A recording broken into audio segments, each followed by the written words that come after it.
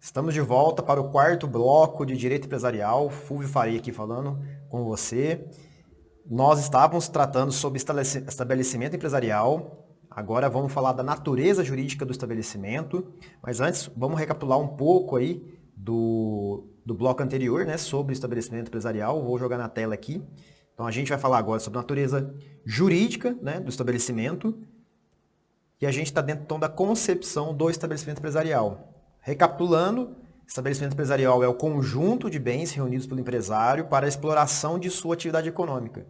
Então ele está dentro ali, uma massa, é um ativo que vai ser utilizado para produzir algum resultado econômico para o empresário ou a sociedade empresária.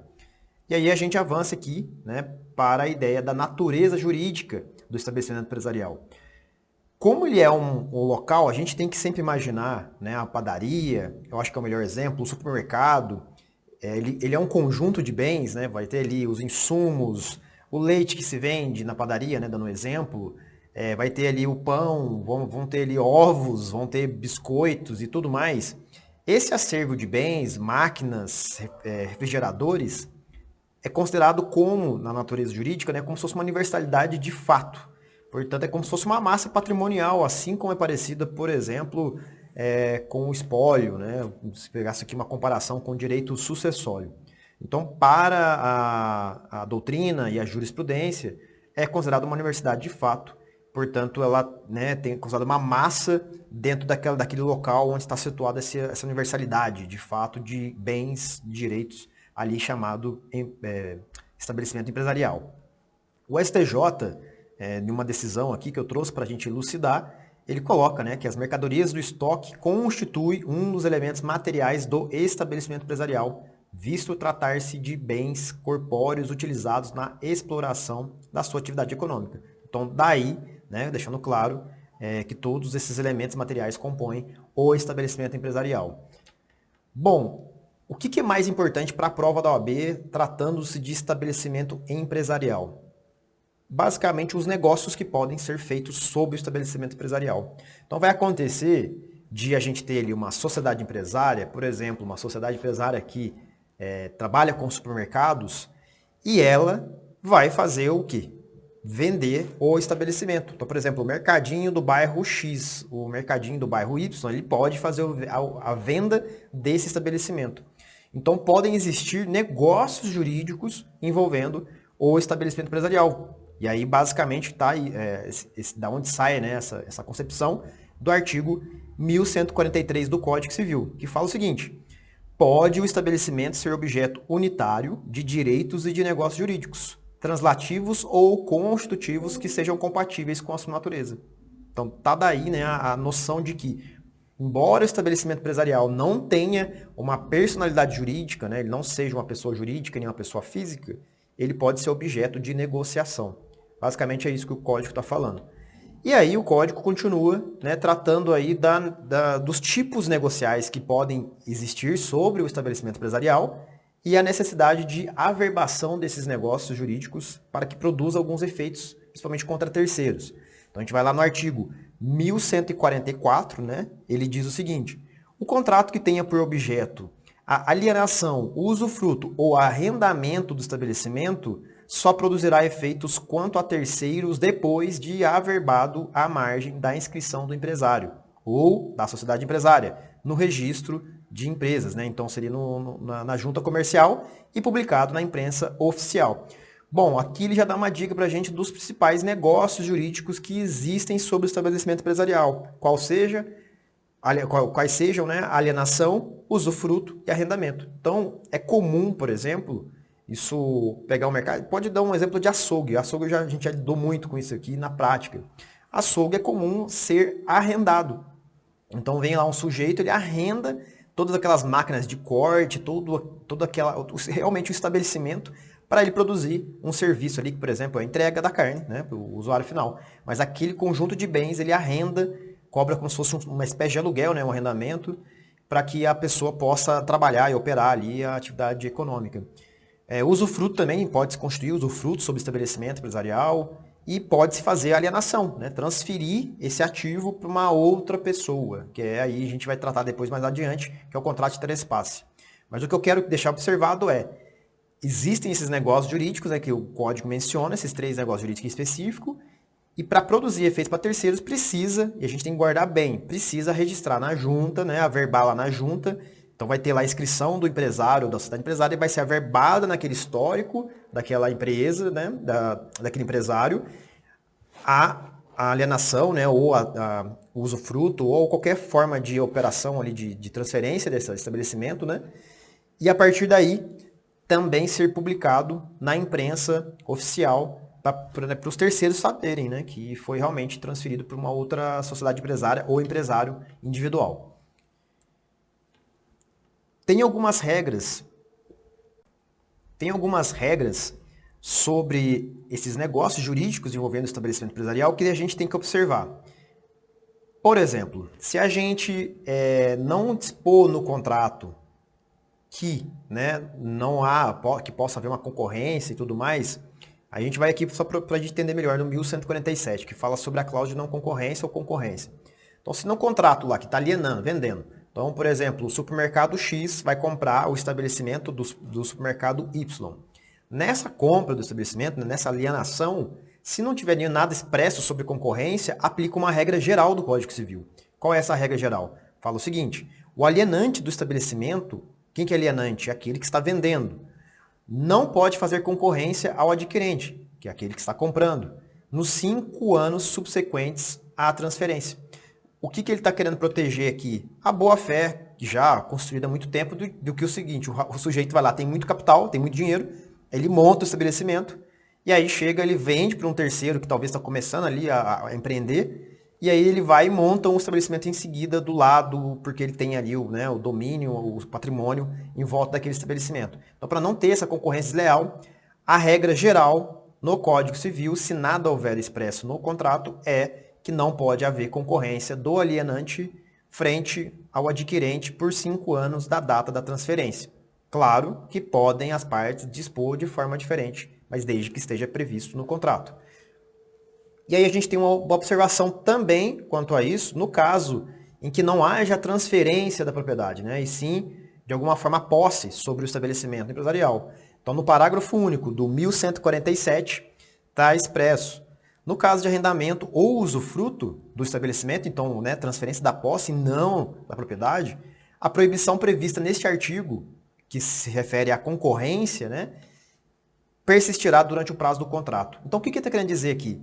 Olha, se ele vende, faz compra e venda, é 5 anos que ele tem que ficar aí numa quarentena para poder voltar a operar na mesma atividade do que ele alienou. Mas no caso de uma pessoa arrendar esse estabelecimento ou usufruto, ele fica proibido de exercer a atividade enquanto durar o arrendamento ou usufruto. Então, assim, ele fez usufruto, ele fica proibido pelo prazo, vamos supor que são 10 anos de usufruto, 10 anos de prazo que ele não pode atuar. Então, enquanto a pessoa estiver ali arrendando ou usufruindo aquele estabelecimento empresarial, a pessoa que, né, fez essa transferência para esse arrendatário, né, ou usufrutuário, ele não pode operar, abrir um novo estabelecimento ao lado ou fazer concorrência a essa pessoa. Então, essa observação que a gente tem que ter nos negócios jurídicos envolvendo estabelecimento empresarial, que não pode, via de regra, haver concorrência. Se for alienação, lembrar, 5 anos. Se for algo relativo à posse, como usufruto ou arrendamento, a gente lembrar que usufruto também com direito real, né, mas assim, ligada mais à posse, não à propriedade em si, a gente tem que lembrar que é o prazo que durar este contrato de usufruto ou arrendamento. Esse é um ponto que tem que observar, que é uma regra geral, né, aplicável aos negócios jurídicos envolvendo estabelecimento empresarial. Outro ponto é a subrrogação nos contratos em favor do estabelecimento. O que quer dizer, né, essa regra da subrrogação nos contratos? Ora, o estabelecimento é comum no estabelecimento se fixar contratos a favor apenas do estabelecimento. O maior exemplo que eu tenho aqui, que é o que eu já tive muito problema na advocacia, é ligado a softwares que são colocados à disposição do estabelecimento. Aquele software mesmo que faz o caixa, que emite a nota fiscal e tudo mais. Esse software normalmente ele é vinculado ao estabelecimento porque é ali onde tem o controle de estoque, de vendas e tudo mais. O que acontece? Quando alguém vende esse estabelecimento, né, presume-se que os fornecedores desse estabelecimento continuem fornecendo esses produtos para aquele estabelecimento, porque o estabelecimento está sendo vendido, ele praticamente tem-se uma ideia de que ele vai continuar as atividades. Então, para não parar, como o estabelecimento é um órgão vivo, né, ele tem muita coisa correndo ao mesmo tempo, imagina um supermercado, né, quantos fornecedores todo dia indo lá, entregando iogurte, carne, pão, refrigerante. Então, assim, há uma gama de obrigações e direitos dentro do estabelecimento. Por conta disso, o código prevê essa ideia da subrogação daquele, né, que está comprando e de como é que vai ficar esses terceiros frente ao estabelecimento. Então, no artigo 1148, ele coloca, olha, salvo disposição em contrário. O que seria isso? O contrato pode prever de forma diferente, mas se no contrato não prevê nada, vai aplicar a regra geral. Qual é a regra geral? A transferência do estabelecimento importa a subrogação do adquirente, então aquele que está comprando o estabelecimento, nos contratos estipulados para a exploração do estabelecimento. Então imagine aí do contrato de software, daquele fornecedor que toda semana leva lá uma espécie de bem para o supermercado. Então, né, para a gente elucidar melhor, o que importa então na subrogação automática, né, para o estabelecimento, se não tiver em caráter pessoal. O que quer dizer no caráter pessoal aqui? Que não seja ligado a uma questão personalíssima do alienante, daquele que era o dono, ou sociedade empresária ou empresário. Se não for caráter pessoal, ele se transfere também de forma automática, né? Só que aí pode os terceiros rescindirem, então, por exemplo, não sendo caráter pessoal, pode esses terceiros rescindirem o contrato em até 90 dias da publicação da transferência, como a gente viu ali no artigo anterior, se ocorrer justa causa. Então, olha a observação que interessante. Nem o terceiro, nem o fornecedor, ele pode também negar fornecer para o adquirente, para a pessoa que está assumindo aquele supermercado, porque ele tem que ter uma justa causa para não poder assumir. Então, por exemplo, ter ali, ele faz o fornecedor, né, ele fez o contrato desde que haja uma garantia pessoal, fiduciária, do adquirente, né, do antigo dono do estabelecimento. Aí nessas condições, a gente teria um problema, né, de pessoalidade que poderia aí ter uma justa causa. Olha, eu não posso manter esse contrato aí com uma pessoa que comprou aquele supermercado porque eu tinha uma garantia pessoal do antigo dono. Então, nessas condições, eu não vou manter o contrato. Então, ele tem uma justa causa. Mas, se ele não tiver essa justa causa, ele não pode sair, né? E mesmo tendo a justa causa, ele tem um prazo de 90 dias para se manifestar. E aí, caso, né, haja a justa causa, né, pode haver, nesse caso, também uma responsabilidade do alienante, porque isso pode trazer prejuízo ao adquirente. Imagina, ele esperava que o fornecedor ia fornecer a ele ali, continuar fornecendo, e ele não foi, né, não ficou ciente dessa situação específica, e um fornecedor não quis mais fornecer, por conta dessa condição pessoal e manifestou nos 90 dias. Aí pode ainda haver a responsabilidade do alienante por não ter sido, né, tido boa fé em explicar a situação específica daquele fornecedor. Então, um exemplo aí desses contratos, que normalmente eles são subrogados, né, ao adquirente, o software do caixa, que eu acabei de mencionar, o contrato de fornecimento de determinada mercadoria. Quem está no supermercado, assim, é sempre lembrar do exemplo do supermercado, da padaria, que são exemplos clássicos de estabelecimento empresarial. Bom, aí temos aí também outro critério geral, né, outra situação geral, que são as cessões dos créditos e o devedor de boa-fé quando há um negócio jurídico envolvendo o estabelecimento empresarial. O que quer dizer isso, né? A cessão dos créditos e o devedor de boa-fé. Vou ler o artigo e depois a gente interpreta melhor, que isso também cai na prova da OAB.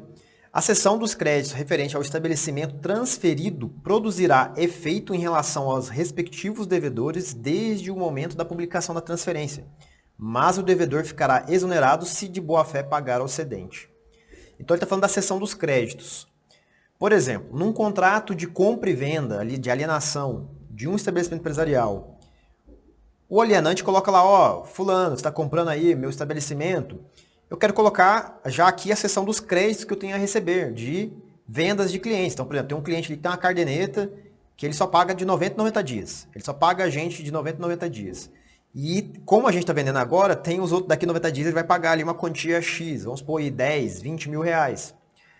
Ele pode fazer nesse contrato da alienação do estabelecimento a cessão desse crédito. Olha, esse crédito seria meu, né? Porque a competência, o regime de competência é a venda lá atrás, mas como a gente está negociando aqui, você vai receber para você, o caixa vai ser seu. O que ele está falando nesse artigo? Que se esse devedor, vamos pôr, esse rapaz que ia pagar em 90 dias, paga de boa fé ao cedente, que é aquele que está vendendo, ou, né, alienando de algum modo, ou transferindo de algum modo o estabelecimento, se ele tiver de boa fé, ele fica exonerado depois de pagar, de aplicar aquele brocardo jurídico, né? Quem paga mal paga duas vezes. Então vamos reler agora a partir de novo esse artigo para a gente entender, né, como ficaria. Então a cessão dos créditos referentes ao estabelecimento, produzirá efeito em relação aos respectivos devedores desde o momento da transferência, né, do estabelecimento. Então, olha, se fez lá a publicação da transferência, ela já produz efeitos para os terceiros.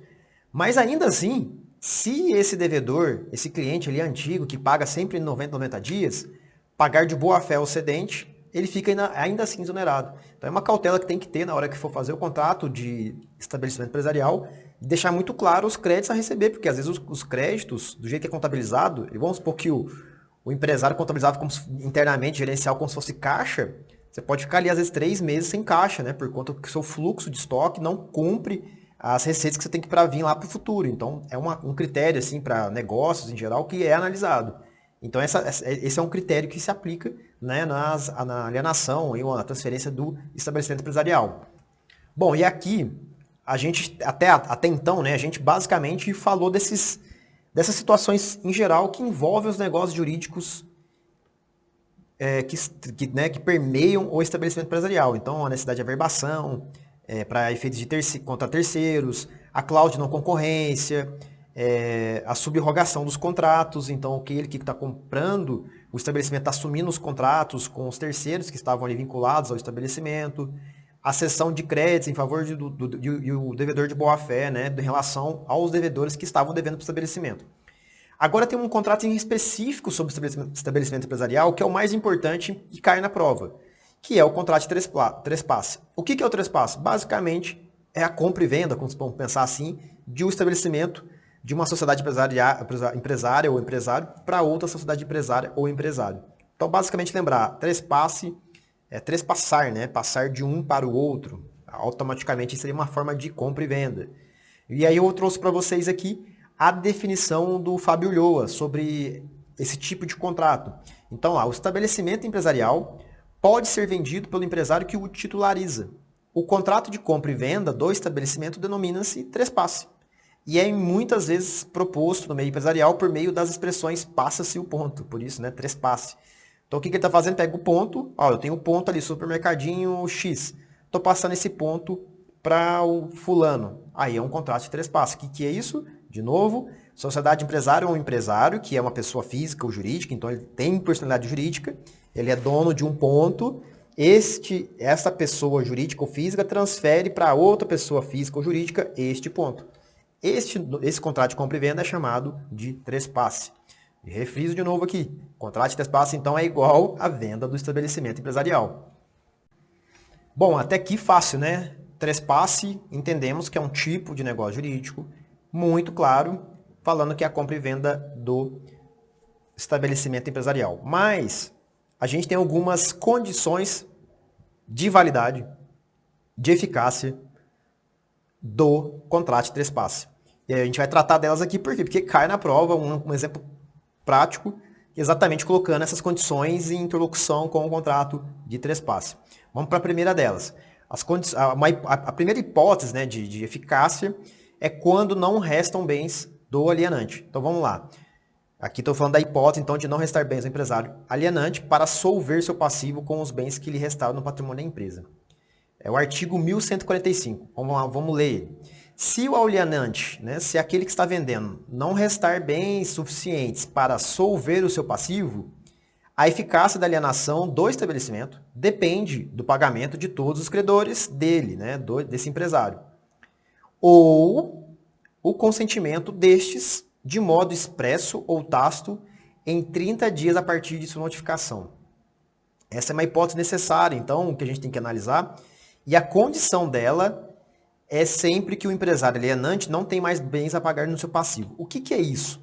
Veja só, como a gente colocou lá atrás, o estabelecimento ele é um ativo da empresa. Então, se a gente pegar o balanço patrimonial de uma empresa, a gente vai tentar lá encontrar o que a gente chama de patrimônio líquido, que seria o quê? Um resultado positivo, né? Então, a gente tem mais ativo do que passivo. Se a gente tem mais ativo do que passivo, a gente tem um patrimônio líquido positivo. Então, a gente vai ter ali, uma certa forma, lucro na empresa, né? O balanço indica isso pra gente, ou pelo menos há uma sobra ali de capital.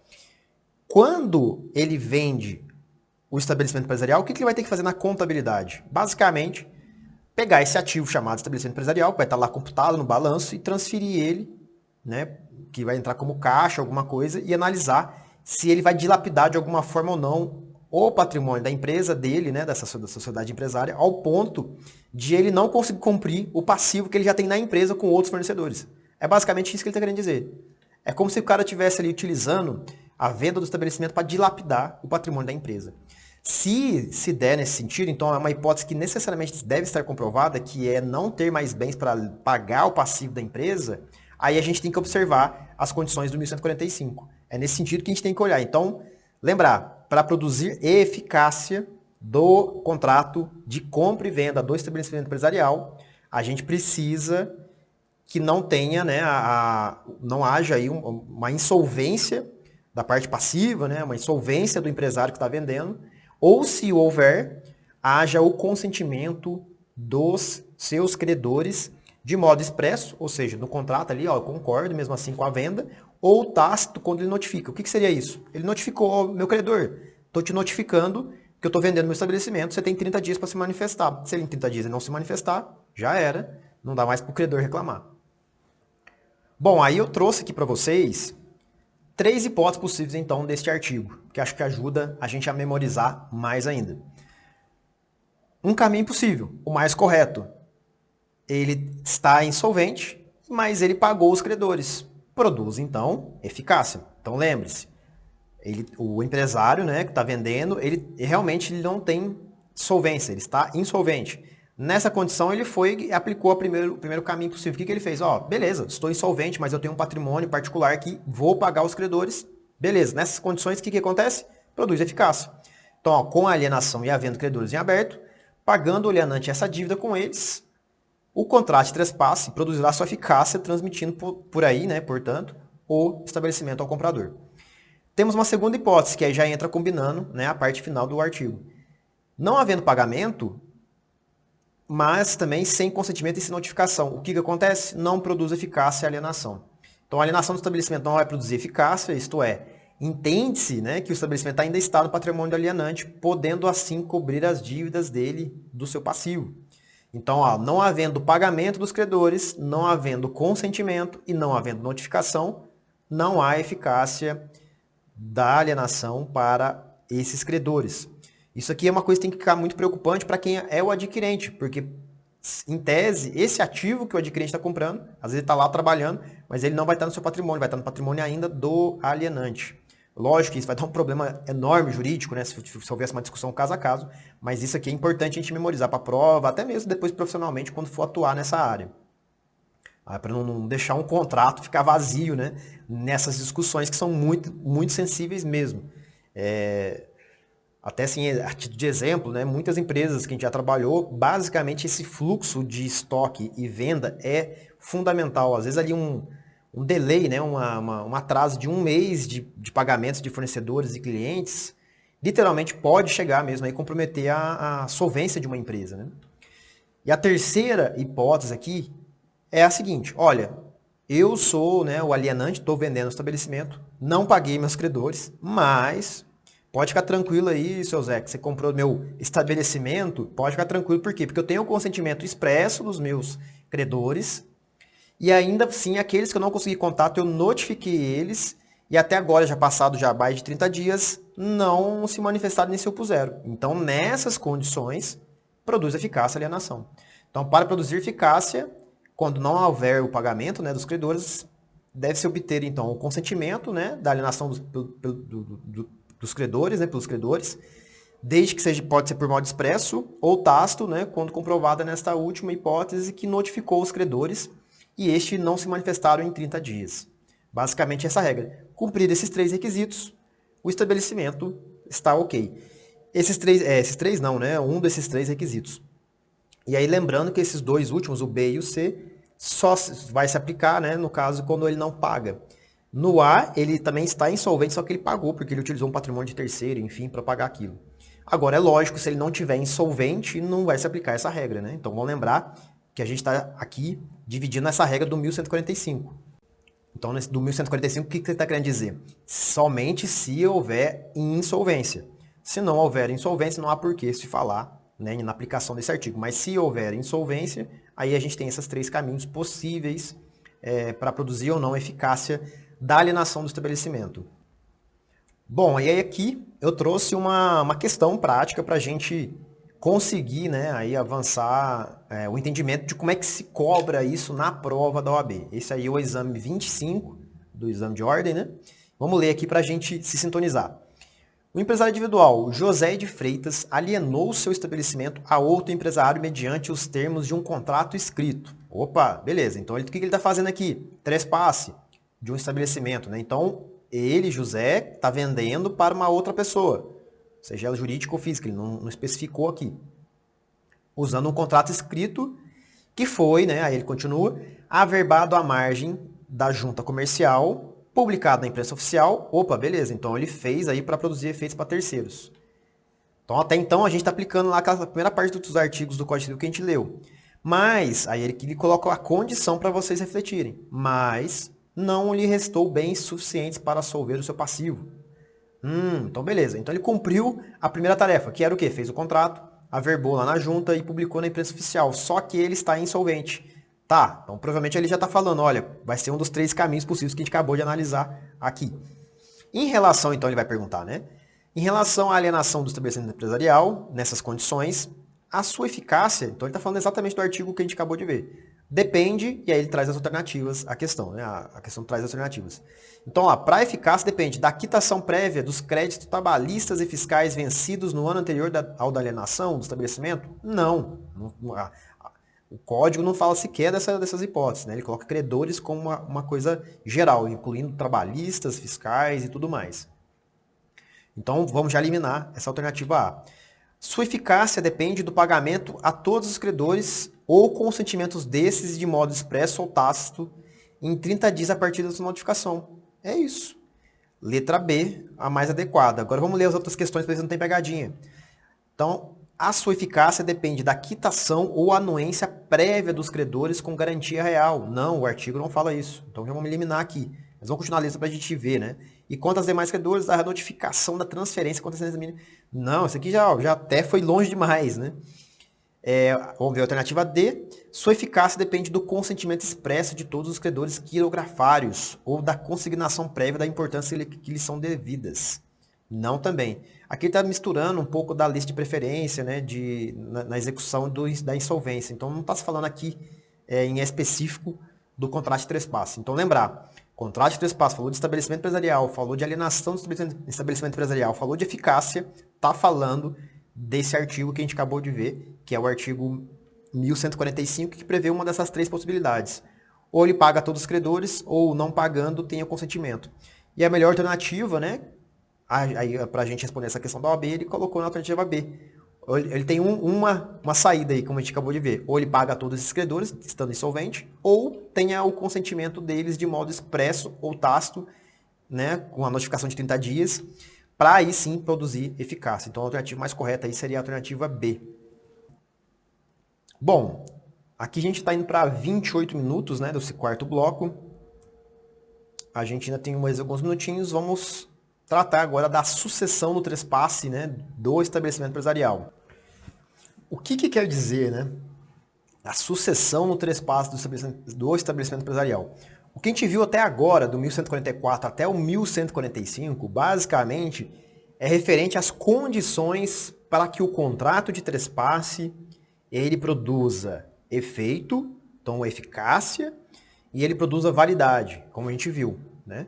Então, basicamente, a gente analisou as condições, requisitos, né, ou elementos do contrato do trespasse ou outros negócios jurídicos. Aqui, o que a gente já está falando? O contrato se concretizou e ele vai gerar algumas responsabilidades recíprocas pela lei, que a gente chama de sucessão, né, de dívidas no trespasse do estabelecimento. Então, assim, o que aconteceu? Olha, o contrato deu certo, a eficácia produziu. Agora, vamos analisar a continuidade, né, do que isso gera na lei, o que a lei fala sobre o adquirente ou alienante. Então, após o cumprimento dos requisitos, né, do 1144 e do 1145, a gente já passa a analisar, então, a ideia da sucessão do trespasse, que é exatamente a continuidade desse contrato. A gente vai ter, então, o artigo 1146, que vai trazer um pouco do que é essa ideia de sucessão no trespasse. O adquirente do estabelecimento, o que ele está querendo dizer? O adquirente, né, vai responder pelo pagamento dos débitos anteriores à transferência. Opa, mas tá, a gente viu lá que, né, é uma compra e venda, como é que ficaria isso? Aí ele vai falar, desde que regularmente contabilizados. Continuando o devedor primitivo, então quem está vendendo, solidariamente obrigado pelo prazo de 1 ano a partir, né, quanto aos créditos vencidos da publicação e quanto aos outros da data do vencimento. O que ele está criando aqui, o código? Ele está falando o seguinte, olha, se for contabilizado, aí por isso, de novo, o contrato tem que fazer um trabalho junto com a contabilidade gerencial para analisar a contabilização desses passivos, dessas dívidas do estabelecimento. Se eles estiverem contabilizados, o adquirente, ele responde por débitos anteriores à transferência. Então, o contrato foi realizado, por exemplo, em 2022 e a dívida de 2021, mas se no contrato lá estava contabilizado, ele teve acesso à contabilidade do estabelecimento e ele falou, não, beleza, tô ciente, ele, o adquirente, se torna responsável. Então, há aí uma sucessão das dívidas do estabelecimento para o adquirente. Ok. Mas, mesmo assim, para não lesar terceiros, né, para que não haja também uma fraude, o trespasse não seja utilizado como fraude, a lei coloca que o devedor primitivo continua ainda obrigado de forma solidária pelo prazo de 1 ano. E aí vai variar de acordo com o vencimento de cada dívida desses devedores antes do contrato de trespasse. Compreendemos? Vamos lá, então. Aí vou fazer uma síntese aqui para vocês. Olha, a responsabilidade, então, essa é uma responsabilidade solidária atribuída por lei, né, ao adquirente. Então, a gente lembra que a responsabilidade solidária ela tem, né, as formas de se dar. E nesse caso aqui é uma forma atribuída por lei ao adquirente das dívidas do estabelecimento e do negócio a ele vinculados. E uma responsabilidade solidária também fixada frente, né, ao alienante. A condição, portanto, para a responsabilização do adquirente, lembrar, para o adquirente, para quem está comprando o estabelecimento, para ele se responsabilizar, é a contabilização regular dos débitos anteriores à transferência. Fúvio, se não tiver contabilizado, o que acontece? Quem responde vai ser o que vendeu, né? Não aquele que comprou. Então tem que ficar muito atento, né? Se até num dia, num caso particular acontecer, e acontece, vocês vão ver isso, às vezes um mercado, um supermercado que vocês vão estar presenciando, a contabilização desses débitos anteriores à transferência são importantíssimos para quem está comprando, porque se ele está comprando e sabendo, né, ele vai ter que assumir. Se ele não assinar sabendo a contabilidade, quem vai ficar com essa responsabilidade é quem vendeu. Mas aí tem uma regra também para o devedor primitivo, que essa responsabilidade dele solidária, caso, né, seja contabilizada, ela é de 1 ano a contar, né, aí tem 2 marcos para contar. Quanto aos créditos vencidos, o que é isso? Já está vencido, já é para ter pagado, né, já está em mora. Da data da publicação, então, começa a se contar essa dívida, esse prazo de 1 ano. Então, por exemplo, ó, já tinha que ter pago ali um fornecedor 4 dias antes de ter sido publicado ali o contrato de trespasse. Então já contaria, nesse caso, da data da publicação, 1 ano, ele ficaria responsável solidário ainda na imprensa, da publicação na imprensa oficial e da verbação na junta comercial. Mas acontece de ter dívidas, como eu falei para vocês, pelo regime de competência. Então a dívida foi assumida ali uns 4, 5 dias antes, hipoteticamente, mas ela vai vencer ainda daqui a 1 mês.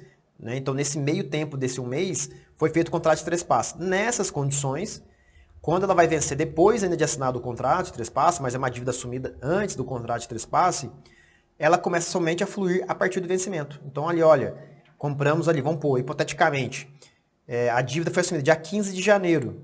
O trespasse foi em 30 de janeiro. O vencimento daquela obrigação dia 15 de janeiro, vamos supor que seja, sei lá, 15 de março, começaria a contar esse 1 ano a partir de 15 de março, não dia 30 de janeiro, que foi a data, por exemplo, da publicação na imprensa do contrato de trespasse. É só lembrar, gente, olha, está vencida, começa a contar da publicação do trespasse na imprensa oficial e no registro da junta. Não está vencido ainda, mas foi assumida antes, ela começa a contar quando, né, passar o marco temporal ali, quando cair no prazo do vencimento da dívida. Essa é a regra. Bom, aí eu trouxe uma questão exatamente sobre esse tópico que é da sucessão no trespasse. Por conta do nosso tempo, vou pedir para vocês lerem aí e eu vou fazer só um comentário rápido para a gente já prosseguir, né? Então dá um pause, leia para a gente não extrapolar o prazo da aula e a gente já responde. Leram aí a questão?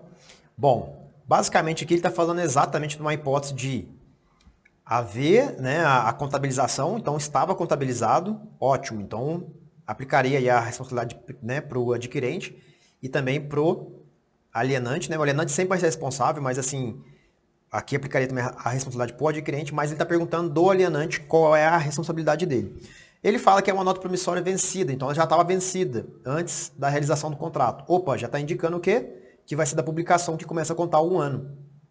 E aí sabe-se, né, que foi averbado 15/10/2018 e houve a publicação, né, na imprensa oficial, tanto por base comparativa, né, o dia 15 de janeiro de 2020.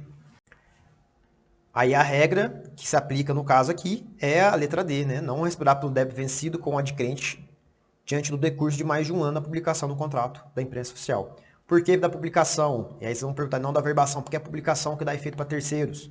Lembrar sempre disso. Uma coisa é a averbação, outra coisa é a publicação. E para fins, né, dessa parte de três passos, tem que ter os dois juntos ou a publicação, porque é ela que produz efeitos para os terceiros estarem antenados, sabendo do que ocorreu, né? Bom, é isso. Esse é o quarto bloco, né? Depois a gente já vai entrar em títulos de crédito, depois prosseguir com os outros temas que a gente vai abordar em direito empresarial. Até o próximo bloco, a gente se fala.